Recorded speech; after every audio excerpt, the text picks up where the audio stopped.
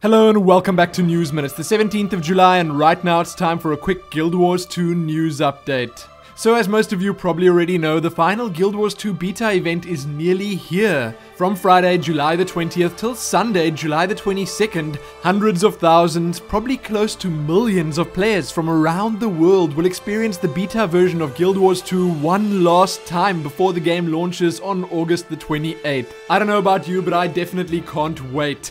The ArenaNet guys have a new blog post up on their site covering everything we can expect from the final beta weekend event, so let's give it a peek.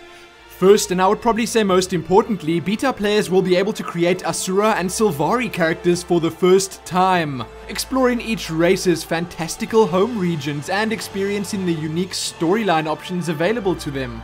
Then, for those perhaps not as interested in said new races, there's a brand new map making its debut this weekend, the Brisbane Wildlands. This zone is a remote jungle adjacent to the lands of the Asura, Sylvari and humans. It's recommended for players from level 17 till 20.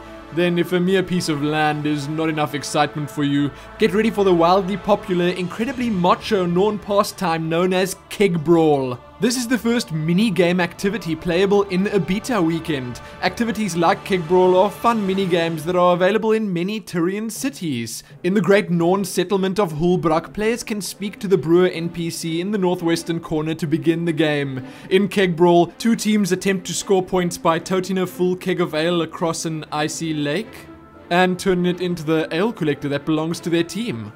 Okay, it actually gets better. Participants are free to tackle, pummel, kick, and otherwise rough up competing players in order to seize control of the keg.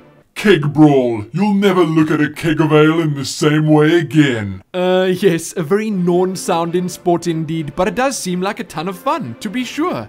Now, Vistas. There's so much to see in Tyria that sometimes you just want to pull over to the side of the proverbial road and admire the view. For this beta weekend event, ArenaNet are introducing Vistas, a new feature for sightseers, explorers, and those who just enjoy drinking in the view, aka adventurers. Vistas are for true adventurers. But seriously, they'll be an addition to our map completion progress along with points of interest, hearts, and those other goodies. Visual cues of these hidden locations are scattered throughout the world. Once you've located and navigated to the Vista, simply interact with it to activate a sweeping panoramic cinematic of the area. Sounds cool. The chances are you found a good bunch of these already, but now at least you'll be rewarded for them when you find them again. I just hope this doesn't make those secret areas too easy to find.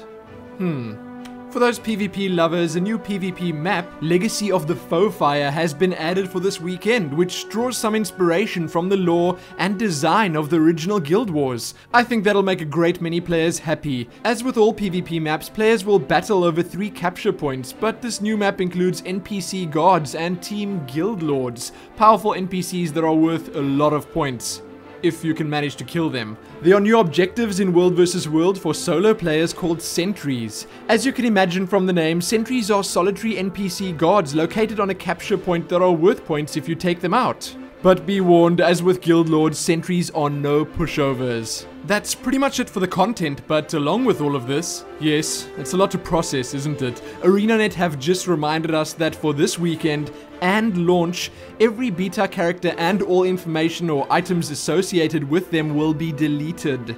Our beta account's contact list will however be preserved, so we'll easily be able to connect with our fellow adventurers during Head Start or after launch. Are you guys and girls happy about having your characters wiped in the beta? I mean, I think it's pretty okay, seeing that there's new content at lower levels, and there are obviously those 2 new playable races. But wait, back to the topic of launch. Are you planning on buying any gems on your account after launch? Well, ArenaNet will be testing their secure gem store billing system in a live environment this weekend, which means you can purchase gems with your credit card or through PayPal. When Guild Wars 2 launches on August the 28th, you'll receive these purchased gems back on your account. Sounds good, so you can just as well get them now, enjoy them this weekend, and, well, enjoy them even more after launch. Lastly, in this absolutely huge blog post, throughout the beta weekend, ArenaNet devs will be live streaming Guild Wars 2 gameplay on Twitch TV, providing everything from combat tips to PvP match commentary. The developers will give us, at least those of us not playing ourselves, a deeper insight into the game, all the while answering our questions. Gotta love the community interaction.